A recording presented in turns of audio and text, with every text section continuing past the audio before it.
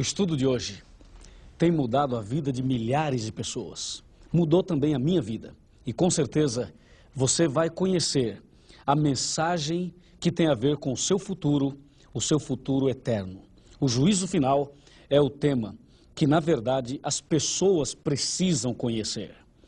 Existe uma oração, uma reza que a Igreja Católica ensina. É a reza do credo, creio em Deus Pai. Ela começa mais ou menos assim: creio em Deus Pai Todo-Poderoso, Criador dos céus e da terra. E ela vai, e no finalzinho diz assim: que Jesus morreu, ressuscitou, subiu aos céus, está sentado à direita de Deus Pai Todo-Poderoso, donde há de vir julgar os vivos e os mortos. Veja, julgar os vivos e os mortos. A reza fala do julgamento, mas não diz como será o julgamento, nem diz quem será o juiz, o advogado, as testemunhas, os réus e a lei. E agora nós vamos estudar dentro da Bíblia, dentro da profecia do Apocalipse, e vamos encontrar a resposta para as perguntas sobre este tão importante assunto, o juízo final. Muitas músicas já foram feitas sobre esse assunto, mas hoje nós vamos deixar tudo isso de lado e vamos ver o que Deus tem a nos ensinar. E o Espírito de Deus, que está aqui comigo e que está aí com você, com certeza vai iluminar a nossa mente e vai nos fazer entender este tão fascinante assunto. Vamos comigo abrir a Bíblia Sagrada aqui no livro de 2 Coríntios, no capítulo 5, no versículo 10, e eu leio exatamente assim, olha, 2 Coríntios 5, versículo 10. Porque importa que todos nós compareçamos perante o tribunal de Cristo, para que cada um receba segundo o bem ou o mal que tiver feito por meio do corpo. A palavra de Deus é muito clara e diz que todas as pessoas estarão um dia diante de Deus. Quando a Bíblia diz todas as pessoas, ela está falando de pessoas de uma forma geral. Do rico, do pobre, do negro, do branco, do brasileiro, do estrangeiro. A Bíblia está falando de artistas, de pessoas famosas. E a Bíblia está falando de pessoas comuns, como nós. O que ela está dizendo, o que Deus está dizendo, é que todas as pessoas, indistintamente, estarão um dia diante de Deus, diante do Pai Celestial. E aí, eu pergunto a você, vem cá. O dia em que eu e você, o dia em que chegar o momento de você estar diante de Deus, como será? Como será o dia do juízo final? Como será o momento em que todas as pessoas, todos os homens, terão que encarar Deus face a face? A Bíblia diz: todos devem comparecer perante o tribunal de Cristo.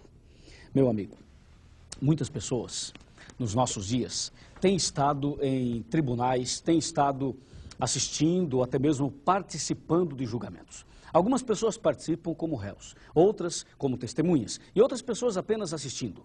A verdade é a seguinte: quando alguém vai para um julgamento, quando alguém é réu e vai para uma sala de julgamento, ela fica preocupada, ela fica apreensiva e ela se prepara, procura um bom advogado e ela fica realmente muito atenta a tudo isto que vai acontecer no momento do julgamento. Por isso, o que estamos falando agora é do julgamento final, é do juízo final. E este assunto, o juízo final, é que deve nos levar a uma preparação maior, deve nos levar a uma preocupação maior. E é bom que você arrume um bom advogado. Mas eu tenho uma grande notícia a você.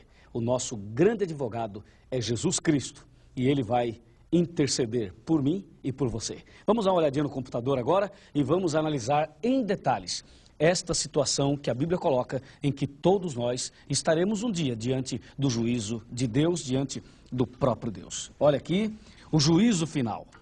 A palavra de Deus diz: todos os homens estarão um dia diante de Deus. Você pode ver aqui, todo mundo um dia vai comparecer perante o tribunal de Cristo. Deus dará um jeito e todo mundo vai estar um dia diante de Deus. E o livro de Eclesiastes, no capítulo 12, no versículo 14, afirma: Deus trará a juízo todas as obras, mesmo as escondidas, quer sejam boas, quer sejam más. Todas as obras. Quais são as obras que a gente costuma esconder? Todas as pessoas têm boas obras e todas as pessoas têm más obras. Qual destas obras você acha que nós costumamos esconder? As boas ou as más? É claro, as más. As obras boas nós fazemos questão que todo mundo veja que a gente fez, não é mesmo? As boas obras nós queremos que as pessoas olhem, vejam e até nos elogiem. Mas a verdade é a seguinte: Deus diz que vai trazer a juízo até as obras escondidas. Você tem algum pecado escondido? Você já pecou e escondeu o pecado? Com certeza, todos nós já fizemos alguma coisa errada e escondemos. Você pode esconder os seus pecados do homem. Você pode esconder os seus pecados das pessoas, mas nunca poderá esconder os seus pecados de Deus. Lembre-se, diz a Bíblia, Deus vai trazer a juízo todas as obras, até as obras escondidas, quer sejam boas, quer sejam más. É isso que diz a palavra de Deus. Uma certa ocasião, um homem chamado Davi, o grande Davi, que tornou-se um rei, era o rei de Israel. Davi, ele cometeu um pecado. O pecado de Davi é chamado pela Bíblia de adultério. Davi cometeu um adultério. E esse adultério tem uma história até interessante. Porque Davi viu uma mulher tomando banho, gostou muito dela e desejou possuí-la. Davi não queria saber nada a respeito daquela mulher. O que ele queria saber é que tinha desejo de a possuí-la. E então mandou chamá-la. Ela veio e ele a possuiu. Depois, ele sabia que ela era casada.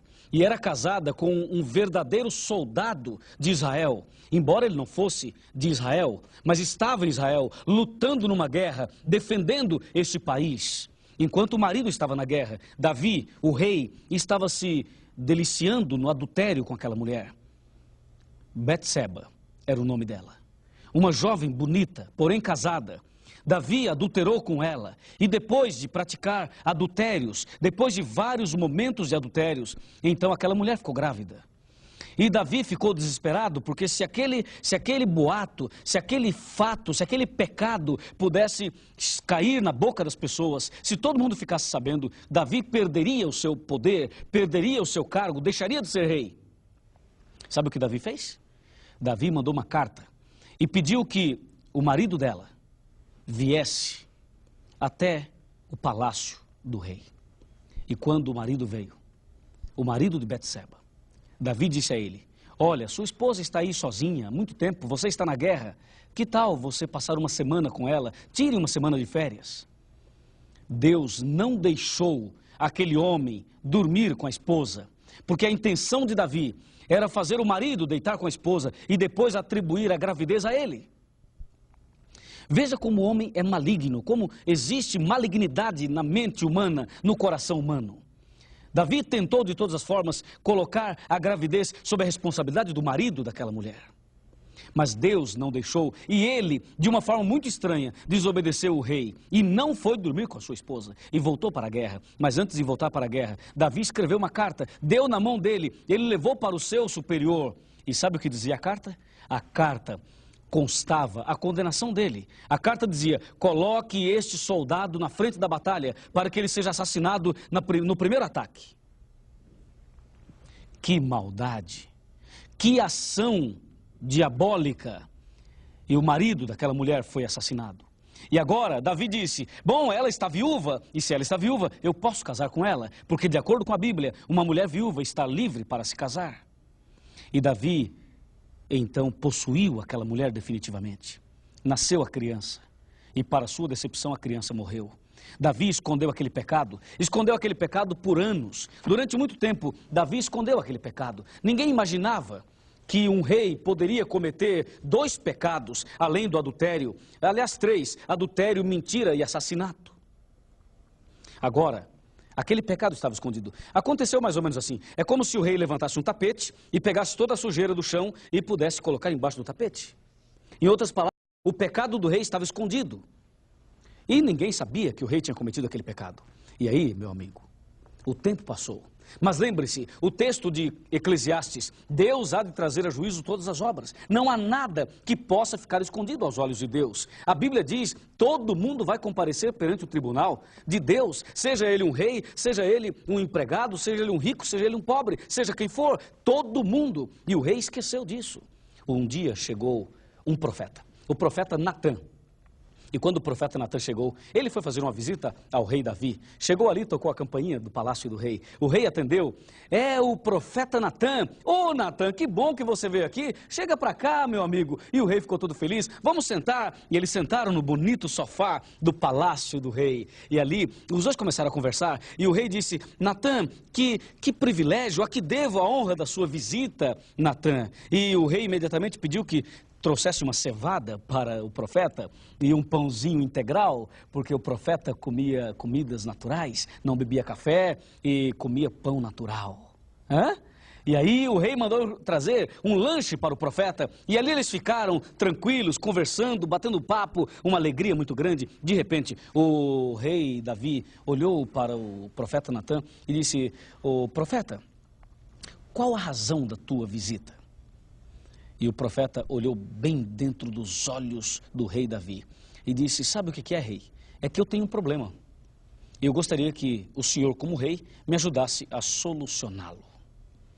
E claro, o rei disse, pois não, profeta, o que você pedir, eu faço. Naquela época, o profeta tinha uma autoridade acima do rei. Hoje a situação é diferente, porque os profetas que nós temos hoje, eles escreveram a Bíblia e não estão conosco. Então a Bíblia é a boca de Deus falando conosco. Pois bem, mas naquela época tinha um profeta, e o profeta Natã falou, para você entender, rei, o meu problema, eu vou te contar uma história. A história é a seguinte, aí o profeta Natã contou uma história. Era uma vez, tinha um homem muito rico e tinha um homem muito pobre. É a história que o profeta Natã contou ao rei. Este homem muito rico, ele receberia uma visita do estrangeiro, de um outro país.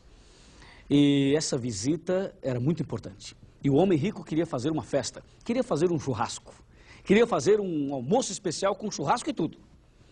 E sabe, rei, dizia o profeta Natã, aquele homem rico tinha muitos animais, muito gado, muitas ovelhas, muitos cordeiros. Mas ele foi na fazenda vizinha e foi à casa de um homem pobre. E aquele homem pobre tinha só uma cordeirinha, uma só, de estimação.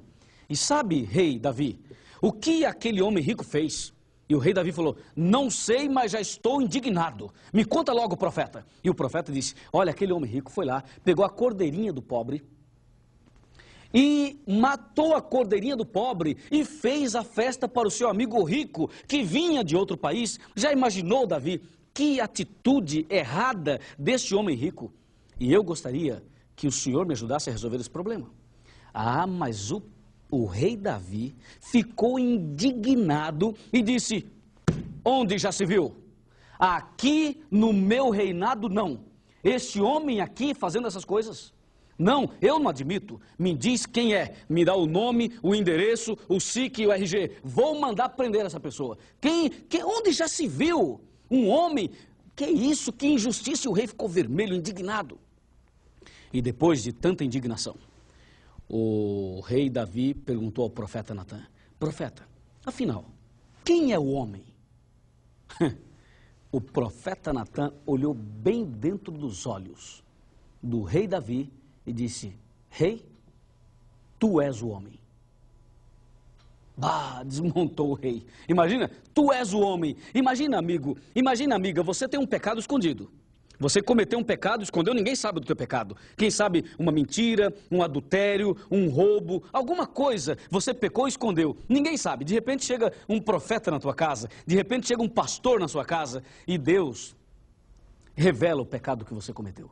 Imagina o impacto. O rei, naquela hora, caiu dos joelhos, arrependido. Ele começou a chorar e ele começou a orar e disse, realmente eu pequei. E ele sentiu o peso do arrependimento. E naquele momento, o rei fez uma linda oração. Uma oração sincera de arrependimento. E esta oração está no Salmo 51. Pega a sua Bíblia. O Salmo 51 é a oração de arrependimento do rei Davi. Eu vou ler aqui para você apenas 2 versículos ou 3.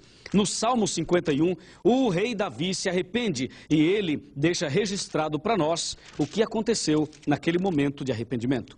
Vejam, Salmo 51, a partir do versículo 1, diz assim: compadece-te de mim, ó Deus, segundo a tua benignidade e segundo a multidão das tuas misericórdias. Apaga as minhas transgressões, lava-me completamente da minha iniquidade e purifica-me do meu pecado. E ele continua dizendo, e no versículo 10, ele clama e diz: cria em mim, ó Deus, um coração puro e renova dentro de mim um espírito inabalável. Em outras palavras, ó Deus, eu estou arrependido, por favor, tem misericórdia de mim. E Deus perdoou o rei Davi, purificou seu coração e ele ganhou a salvação. Isto quer dizer que Deus pode perdoar todos os pecados, desde que a pessoa se arrependa. Por isso, meu amigo, não esconda nenhum pecado, confesse todos a Deus, abandone o pecado e viva uma nova vida, porque se você esconder algum pecado, lembre-se, Deus vai trazer a juízo todas as obras, até aquelas que estão escondidas.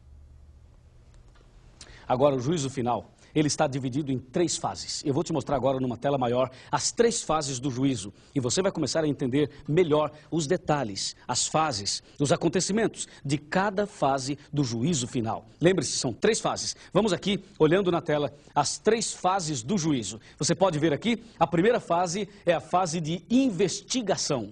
A segunda fase é a fase de comprovação. E a terceira fase é a fase de execução.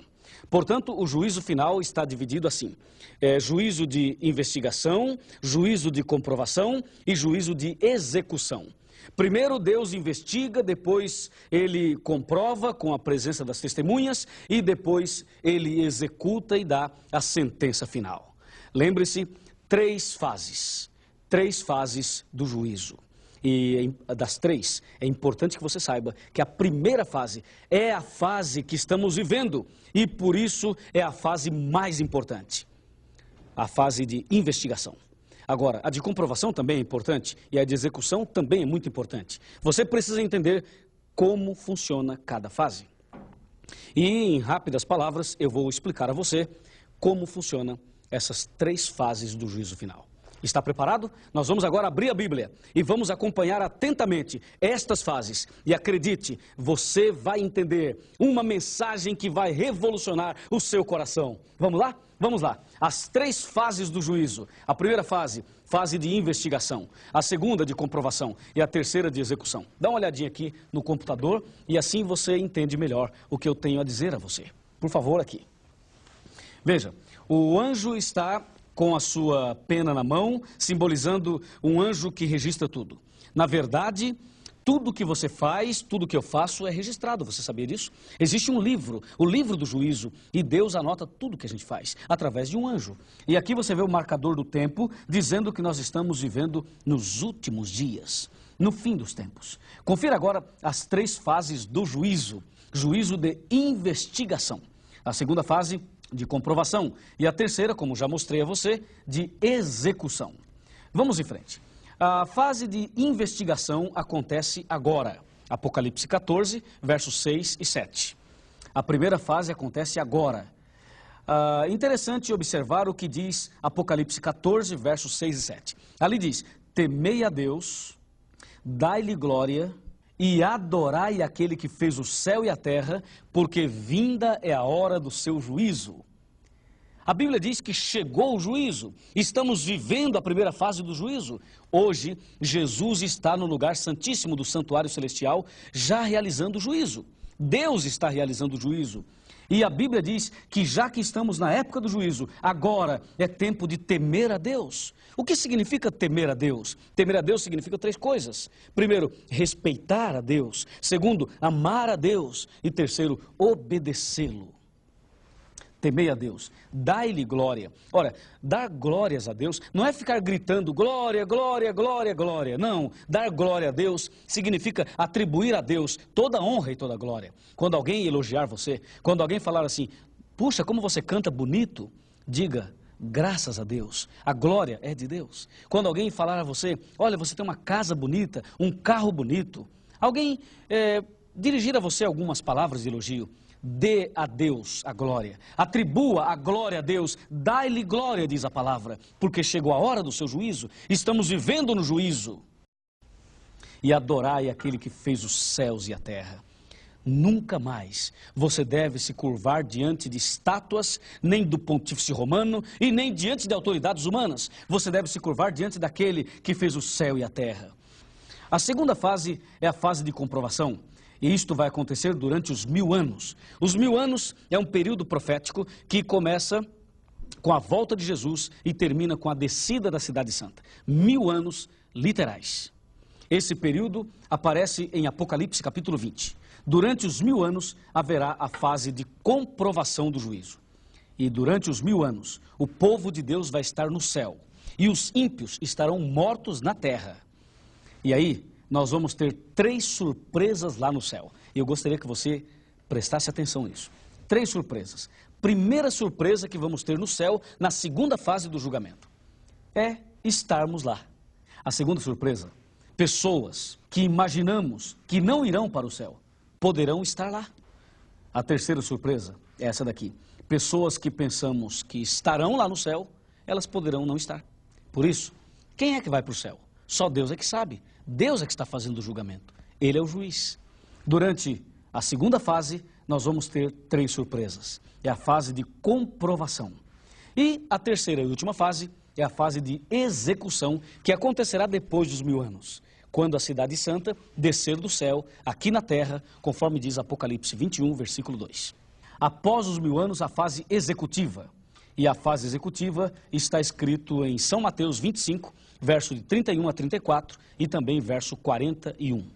A Bíblia diz que naquele dia, na fase executiva do juízo, nós vamos ter 2 grupos. Um grupo à direita e o outro grupo à esquerda. Para o grupo da direita, Jesus vai dizer: vinde benditos de meu Pai, e recebei por herança o reino que vos está preparado desde a fundação do mundo. E para o grupo da esquerda, Jesus vai dizer: apartai-vos de mim, malditos, para o fogo eterno, preparado para o diabo e para os seus anjos. Terrível, não é? Mas é a fase executiva. As boas-vindas aos salvos e a condenação aos perdidos. Aí surge uma pergunta. Quem é quem no juízo final? Quem é o juiz? E quem é o advogado de defesa? Quem é o acusador? Quem são as testemunhas? E os réus? Quem são os réus? E por último, qual vai ser a lei usada como norma do julgamento? Calma, este é o nosso próximo tema. Daqui a pouco, você vai ter a oportunidade de entender quem é quem no juízo final. Mas antes de terminar o tema de hoje, eu gostaria de chamar muito a sua atenção para uma mensagem que Deus tem para o seu coração. Uma mensagem forte. E com ela, eu quero chamar você a uma mudança de vida. A palavra de Deus nos diz que na fase executiva do julgamento, quando Deus estiver concluindo tudo, Ele vai ter diante de si 2 grupos. O grupo dos salvos e o grupo dos perdidos. Amigo, em que lado você vai estar naquele dia? Em que lado você vai estar? Do lado direito ou do lado esquerdo? Eu não sei, mas uma coisa eu sei, você pode decidir agora. E com certeza a sua decisão é a mesma minha, estar do lado direito. Por isso, ore a Deus, abra o coração, confesse os pecados, chame o pecado pelo nome, dê nome ao pecado, confesse um por um. E Deus vai perdoar você, vai te dar um novo coração, vai te libertar das garras do inimigo e vai te dar a vitória pelo poder do sangue que Ele derramou por você. E nada vai te atrapalhar e impedir a sua salvação. Se você crê nestas palavras, se você crê em Deus como juiz e em Jesus como advogado, eu o convido a orar agora comigo. Vamos orar? Ó Deus querido e maravilhoso, fechamos os olhos para podermos abrir o coração. O coração está aberto para receber a mensagem do Senhor. Queremos obedecer a Tua palavra, andar com Jesus, queremos ter Jesus no coração. E sentimos hoje o desejo muito forte de fazer a Tua vontade e de estar do lado direito no dia da execução final do juízo. Nas Tuas mãos eu entrego este amigo, esta amiga, esta pessoa que está orando comigo. E eu tenho certeza da Tua bênção, em nome de Jesus. Amém.